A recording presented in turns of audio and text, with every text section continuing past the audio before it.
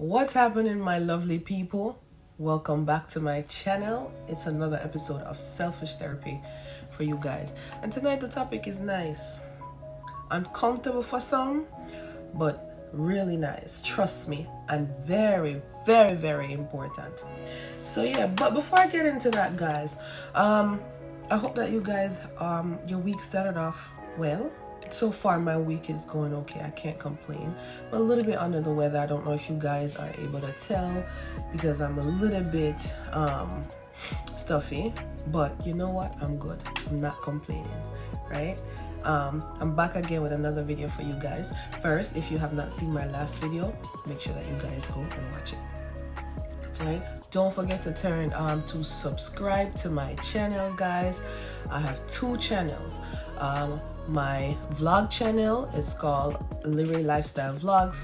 I will also link it into this video and of course this one, which is Selfish Therapy. Please don't forget to subscribe to my channel. Turn on your post notification, guys, so whenever I post new content, you guys are notified first. Also, don't forget to drop a comment. That's how you show your support to me, guys, by leaving a comment, leaving me a thumbs up. Let me know if you like the video or not like the video, or what you would like to see me talk about, or what you'd like to see me vlog about on my next channel. So show your support, guys, by that. Support doesn't always mean money or showing up, but yeah, I will really appreciate that. So thank you so much for that. So guys, with that being said, let's get into the video. I'm sure you guys saw the title of this video, and for the sake of YouTube and not being flagged or, you know, all the extra stuff that YouTube has going on, I really do want people to see my videos, so I might replace some words. It might seem a little bit childish, but you guys get the drift. You'll understand exactly what I'm talking about. So as you can see, tonight we're gonna talk about the birds and the bees, guys, and how, not just the birds and the bees, but how can we have this conversation with our children. The reason why I decided to talk about this today is because I have a majority of my friends over 15 plus years, we all have children that are now teenagers, right? Both girls and boys. And we're wondering, how do we have this conversation? When do we have this conversation? And not make it awkward, right?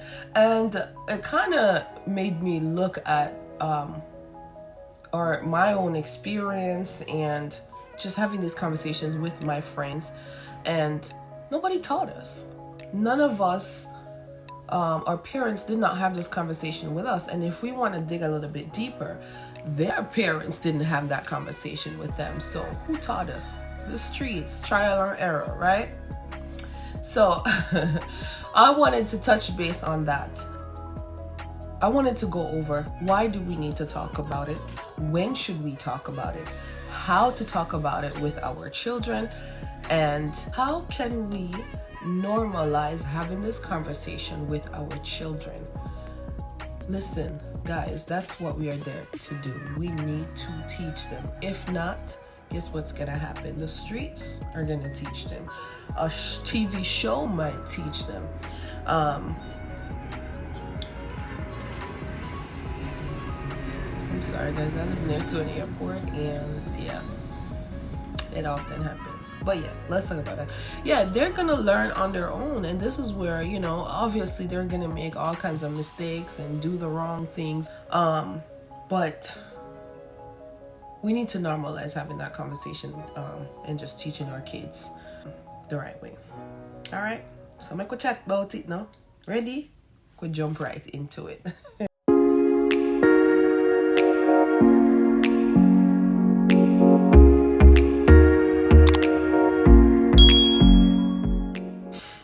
Alright, guys, so first thing first, why is it so uncomfortable for parents to have this conversation with their children, right? I do believe a lot of it is stemming from what they were taught, which was sometimes nothing, or it was the stigma around that topic, and I say that topic because I'm really trying to stay away from keep saying the word, because I don't want YouTube to not show my video. So you follow me, guys.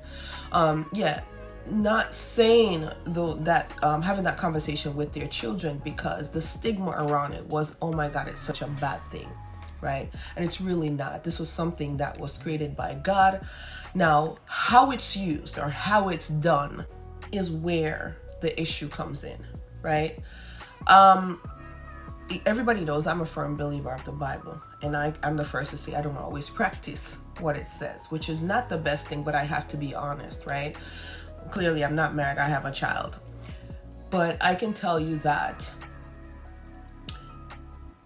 so many times your children end up into these situations because they were not educated on what it is, what it needs to be done. Why? Because out of curiosity or out of peer pressure, they ended up doing what everybody else is doing, right? I do believe it is our responsibility as parents to, yes, we're going to feel uncomfortable, but we have to face that uncomfortable situation so that we can steer our children in the right way. Because we're still going to be upset at them if they get pregnant, if they get diseases, if, embarrassment comes along with it, whatever. There's so many things. And those are just a few things, because thinking about this conversation goes way deeper than that. And I'll share with you guys what I mean by that. But we as parents, one, have to educate ourselves, right, on how to have this conversation, because the cycle is going to continue to go on and on and on until somebody says, let me educate myself on this so that I in turn can probably change or end that cycle for my child. In addition to what you were taught or not taught growing up, and pretty much made to feel that, oh my God, this is such a bad thing. Maybe something happened, and again, this goes back into what you were taught or what your idea of that thing is. And you may be embarrassed, you feel uncomfortable, you don't want your kids to look at you differently, right? A lot of the times, one of the biggest things, especially in our culture, we are scared that having this conversation with our children is going to encourage them to do it. Well, newsflash, guess what?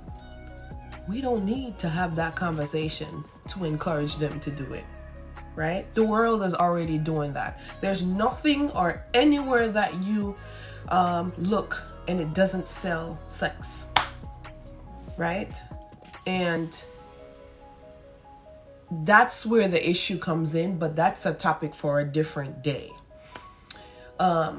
Especially if you read the word and you know what is right and what's wrong according to the word, then absolutely you'll know what I mean by sexual sin and being that sexual bound to sexual slavery and so forth. But in this case, that's not what we're talking about tonight. We're actually talking about really having the conversation and normalizing it so that you break that cycle, right? Everywhere in the world, you watch something on TV, it's in cartoons, it's in songs, it's just really bright out on the street. It's like, okay, this is what it is, right?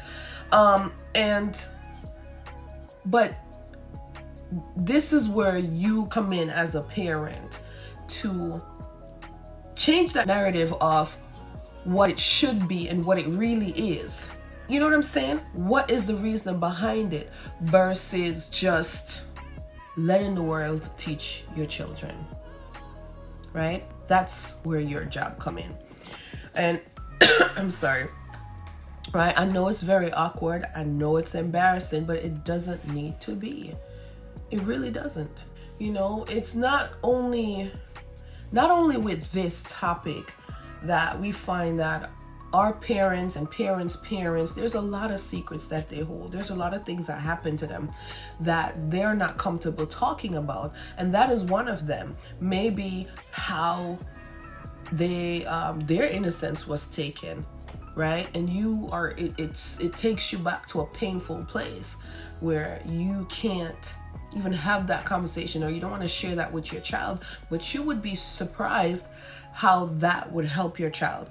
Or you don't even have to go into details and tell them, but there's something in your experience that could help that child or help somebody else, right? And that's all I'm saying. So that's only a couple of things why it may be uncomfortable for some people to talk about it. But when should you have this conversation with your children? Like I said, this kind of like plummet to me because I have a 15-year-old, right? And listen, I can't deny he's getting older, and the good thing is both me and his dad, we created this open space for him to have these conversations with us. We're definitely on the same page about creating this space where he's comfortable to ask questions, to let us know. I feel like it gives us a little bit more control on the situation. We don't know what's gonna happen. I can only pray. I can only talk to him and pray and educate him on what I know or how I can. And the good thing is he's getting he's having these conversations from both perspectives, a woman's perspective and a man's perspective. And, we're doing the best that we know how.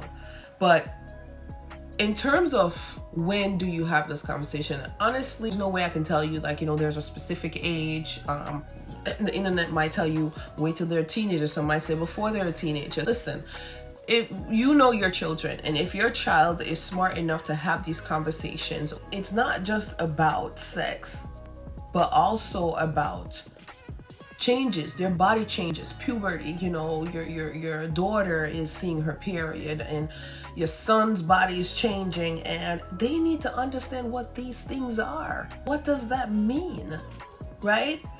So I think as parents, another thing that can kind of make it more comfortable for you is not just to think about the actual act, but more so you could ease into the conversation by helping them to understand what's happening with their bodies, these changes that are coming along.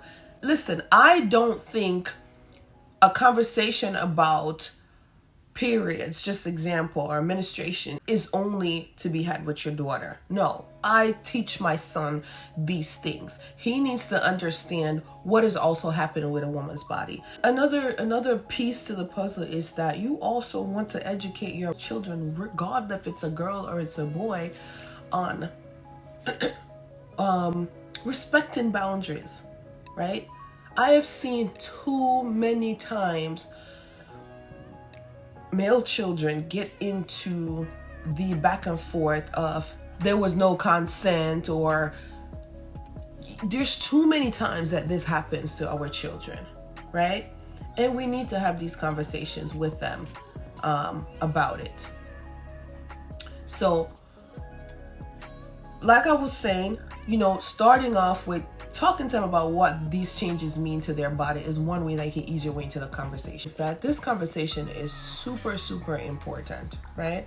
Yes, it's uncomfortable, and I've said that like 1,000,001 times, but really and truly, having these open conversations can have a positive effect, right? It really does help them to not only be comfortable to come to you before making a decision, but it also teaches them to make safer choices, right?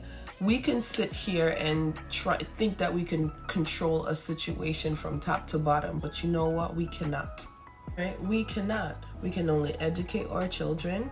We can create that open space and that safe space for them to talk to us. And like I always say, listen to your children. And we can only pray and ask God to help you guide them. That's really it.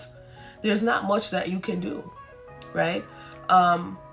But like I said, it really does help them to make safer choices. And they might not even be as curious, after you have that conversation with them. Because guess what? If they're being told, oh, do it because it's good,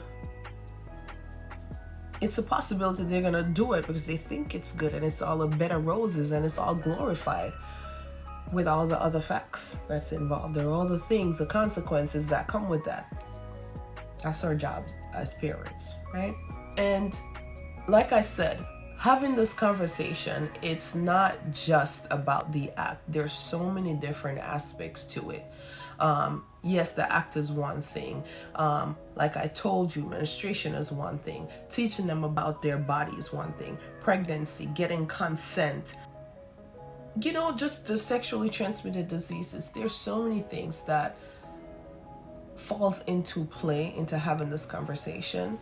And we are literally failing our children if we're letting the world teach our children or introduce our children to these things, right?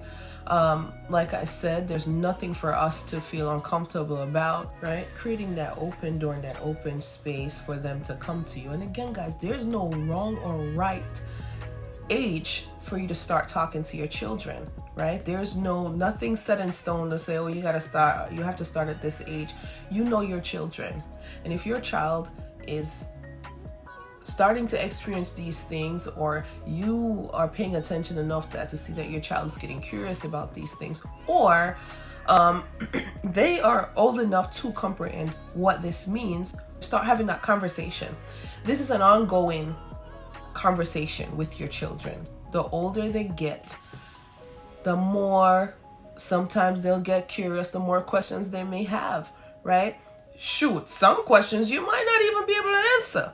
But guess what? You've opened that door and created that comfortable space, right? And finally, guys, having that conversation starts from creating that open door and that open space. But once you have that, the initial conversation, just know exactly what you want to talk about. Talk about it in parts. You don't have to go deep into all aspects of it all at once, but start off with at least one topic. Make it all comfortable. You can lead up to the most uncomfortable piece of the puzzle, which is the actual act of it. But take your time, ease yourself into it, have this conversation, have an open door for questions, right? And be ready for those questions. Because if you tell them, hey, ask me, be ready to be asked. All right, but that's really it. Ease yourself into that conversation, guys. Start off with the easiest part of it and work your way up into the most difficult piece of the puzzle. It's really not that hard. Let us normalize this, guys. Let us be our children's teacher. Let us break that cycle. Right?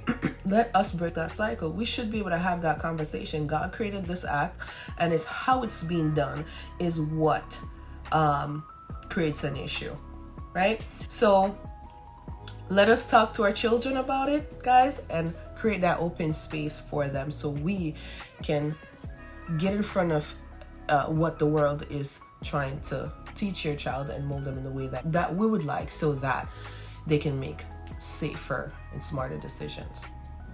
There you have it, guys. Now, was that so bad? Tell me. It wasn't so bad. You can't lie. It was just 1, 2, quick and fast. Look at that. Look which part we reached. Now we're done. We're at the end of the video, right? It's not that hard, guys. It's really not. Normalize the thing, man. Especially for food culture. Let us normalize it. It is not bad. But anyway, guys, I'm at the end of this video. I'm getting ready to close out. Please do not forget to subscribe to my channel. Make sure you subscribe to both my channels, Selfish Therapy, which is this one, and Lyrae Lifestyle Vlogs. On Lyrae Lifestyle Vlogs, guess what, guys? You get to see what I'm up to. I take you on pretty much practically most things that I'm doing. My life kind of boring still, but come watch it, man. I know nothing. Leave me a thumbs up, guys, if you like the video. All right, thumbs down if you don't. Drop a comment and let me know what you would like to see me do on my vlog channel, or what you'd like me to talk about on this channel. Guys, I'm also working on getting guests on my channel. I'm definitely working on this channel so that we can actually kind of spice it up a little bit more. I promise you will see. I'm not gonna tell you. I have a little secret coming, but you will see.